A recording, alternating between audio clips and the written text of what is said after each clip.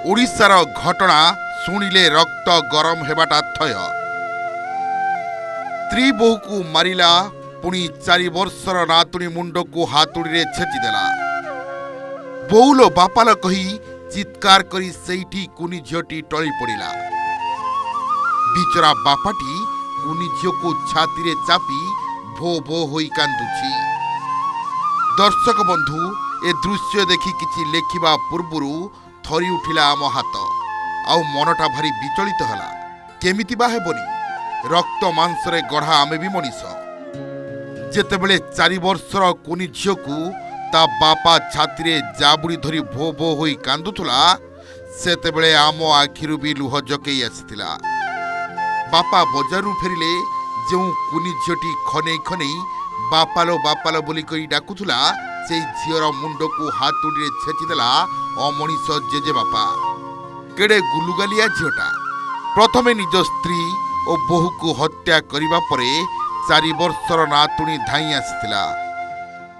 ये चंडाल मुंड को की बिछा कामुड़िला जे ताकू पिटी पिटी मारिदेला। भाग्य भल बिचरा झियारी जनक दौड़ी करी जाई झरका पटे खसी पड़ाइला। देवगढ़ जिला कुंढेई गोला गरियापाली गाँवर 3 जन को हत्या करी फेरार अच्छी शैतान अभियुक्त। दुनिया रे एमिति भी मनीष अछंती जहांक पाखरे दया माया क्षमा बोली किछि नहीं। सेही मनीषंक भितरु हत्याकारी रमेश गरिया जणे। पुलिस पहुंची तदंत करुछि। आज नहले काली अभियुक्त को धरिबे आउ कोर्ट चालान करदे बसी पड़िबे। किंतु बिचरा बापटी कौन ए निज झील को आउ फेरी पाइब ना सासू बहु 2 जन पुणी थरे जीवित होई उठिबे। एबे समस्तंक मुहरे गोटिए कथा एमिति लोक को फांसी दंड दरकार। प्रत्यक्षदर्शी भावे अल्पके बर्ती जाइथिबा झियारी कौन कहउचंती टिके सुनंतु। कल संध्यारे 9टार आम समस्ते खाइलु एकाबले सांग होगी 9:30 बेलू सब शुइलु। मामा आर रूम रे शुइला, बुबा बाहर शुइले, भाउज मुई आउ झियो गिना आर जो रूम रे शुइलु। से जड़े छथि से भाउज को आज से मशारी लगे कि तले शुइले, मुई ऊपरे पलंग करे शुइली। मते कहले आसो जे मु कहली नाही तमे शुइ तो मुई परे जी। तातरे एडू मुई शुइ पड़ली पूरा निद्रे। मामा को केतले पिटिना मारला आउ भाउज को मारला मुई हेला देखिनी। मु पूरा निद्रे पूरा शुइ पड़ली। जेतले जी हमर अजा अजा गला मुई हेतले उठली। तातरे देखली जे बाबाडू हामाटा धरती। मुई हेडू बाबा को कहली तमे छुआडा को मारोनी पिटोनी किछि करोनी।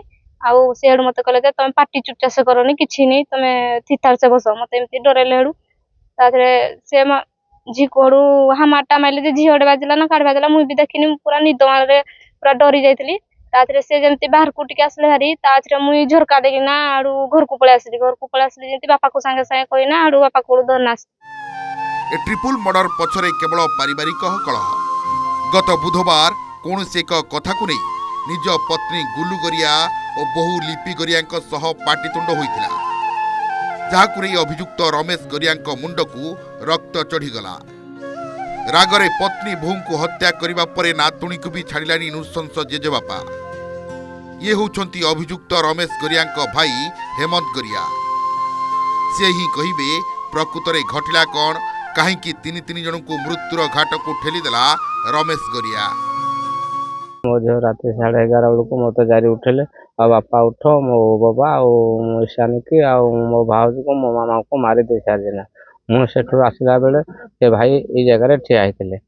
मुझे आसला बेले मुझे कहली आउ कौन है बोला मुझे मारी दे सारिना 3 जन जाक। मुझे तुम कौन पाई मारिल कहले मुझे तो मारी सारी ना। मुझे हो तुम जो मारी सारी ना ठीक अच्छे तुम बस मुझे देखुची। कहले मुझे रही पारे मुझे पड़ोसी कहली हो तुम हेले जो मुझे गली ताकू देखी जाए जितना देखिली आग नातुणी की उठे देली जितना नातुणी जाइना बहू को देखिली जितना बहू जाइना फिर आर बहू को जितना देखिली सी भी जाइना। मोर आउ उपाय किसी मिलला ना। मुझे जाइरी साइरे जितेंद्र बाबू को डाकिली आस गला मो भाई मारी देवी वंश सारा को। हत्याकांड पर हत्या अभियुक्त रमेश घटनास्थल फेरार मारिथिला। तांको भाई हेमत गाँ लोक को डाकिबा सह कुंढेईगोला पुलिस को सूचना देथिले। गुरुवार सकाळू कुंढेईगोला थाना रे एक हत्या मामला रुजु करी पुलिस तदंत आरंभ करिछि। साइंटिफिक टीम घटनास्थल रे पहुंची विभिन्न नमूना संग्रह करिसंती। देवगढ़ एसपी एसडीपीओ और कुंढेईगोला थाना अधिकारी पूरा टीम पहुंची घटनास्थल रे तदंत करिसेंती। हत्याकांड बेले रमेश को दुई पुओ घरे नथिबा बेले खबर पाई घरे पहुंचथिले, किंतु हत्या अभियुक्त रमेश कुआडे फेरार मारिथिबा बेले पुलिस धरि पारि नाही। विभिन्न दिग को नहीं तदंत करुछु, हत्याकारी धराजिबो बोली देवगढ़ एसपी कहिसेंती। बर्तमान सुधा जहाँ प्राथमिक तदंत जना पड़ी गतकाली राति 11:30 पाखे जी आम मुख्य अभियुक्त से स्त्री और बोहू और 4 वर्षर नातुणी को हातुड़ी साहाय्य आघात करके हत्या कर जहाँ जना पड़ी प्राथमिक ये पारिवारिक कलह जो जना पड़ी आसी बर्तमान फेरार अच्छा आम चेष्टा करूँ धरने चारिपटे आम रियामाल थाना और बड़रिंग थाना मान मेसेज देचु। आम टीम काली राति सारा जंगल एवं आखपाख अंचल तलाशी जारी रखते बर्तमान सुधा खबर मिलनी बट फोटोग्राफ और अन्य सब जिन विषय खबर आम सेयार करूँ।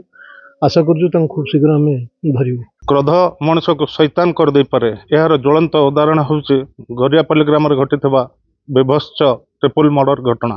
निजर स्त्री बहु एवं नातुणी को हत्या करने पर फेरार मारी निष्ठुर रमेश गरिया तेबे खोजे पुलिस। देवगढ़ सिद्धार्थ गुरु।